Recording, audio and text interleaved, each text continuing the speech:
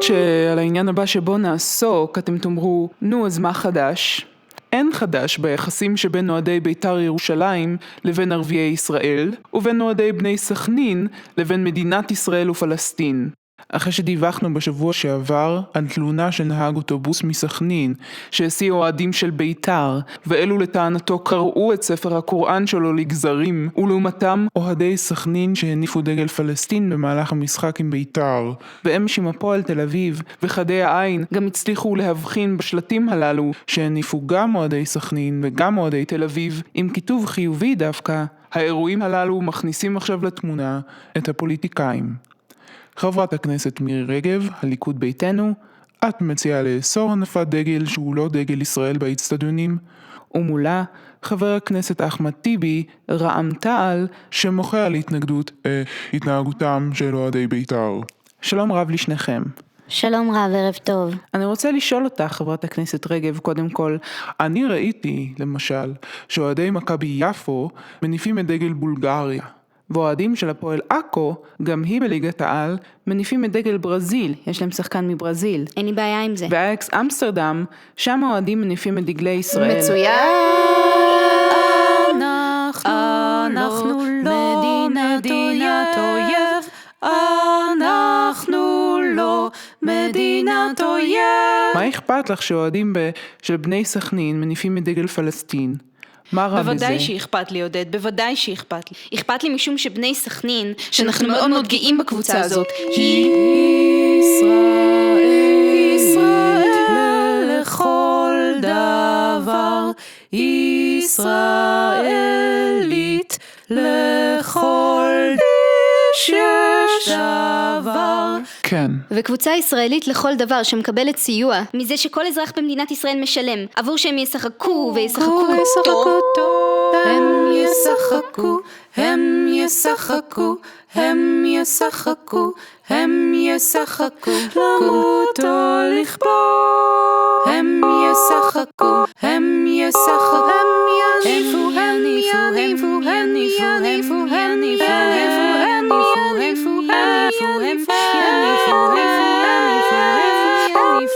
וישחקו טוב. אני לא מוכנה שהם יניפו דגלי פלסטין. כהצתה, כהתרסה, כקטע לאומי.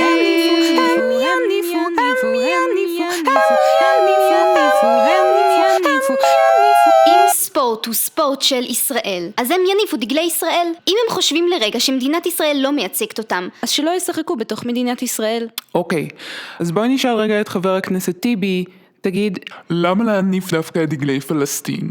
למה לא להניף למשל את דגלי ישראל, או את דגלי בולגריה, או את דגלי אייקס? אני מוחה על האייטם הזה. האייטם הזה הוא על הנפת דגל פלסטין. שזו לא עבירה על החוק.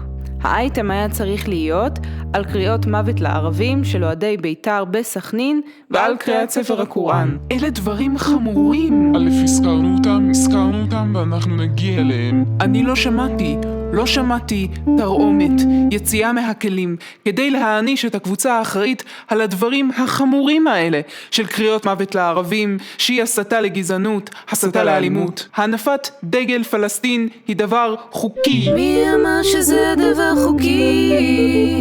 מי אמר שזה דבר חוקי?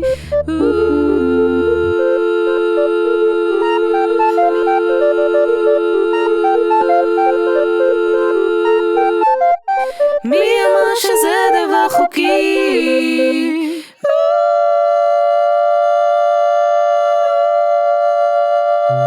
על מה אתה מדבר, אחמד? מי אמר שזה דבר חוקי? החוק, מירי, החוק. איזה חוק? אולי תראה לי מה החוק, אולי תראה לי. אולי תפסיקי להתלהם, גברת רגב. אני לא מתלהמת, אני רק מנסה שלא תזרה חול בעיני אנשים. רגע, בואו נעשה סדר, ניתן לאחמד טיבי לדבר ואחר כך נעבור אלייך, בבקשה. בכל פעם שמגיע מנהיג פלסטיני מגיע לבית ראש הממשלה, מונף שם דגל פלסטין, בדיוק בגלל שזה חוקי, בדיוק בגלל ההכרה המשותפת. אני אומר לכם, הערבים במדינת ישראל, בסכנין, בטייבה, לא נפלה מן השמיים, לא באמת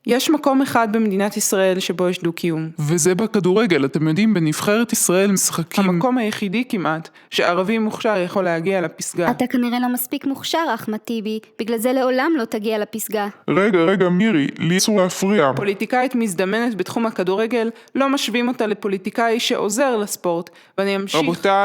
רבותיי, שעוזר לספורט, כרטיס אדום לשניכם. די. אתה רק מתסיס ואתה עוכר ישראל. תודה רבה. תודה רבה לכם חברי הכנסת מירי רגב וחבר הכנסת הדוקטור אחמד טיבי. אנחנו נצא להפסקת פרסומות, נשתה כוס מים.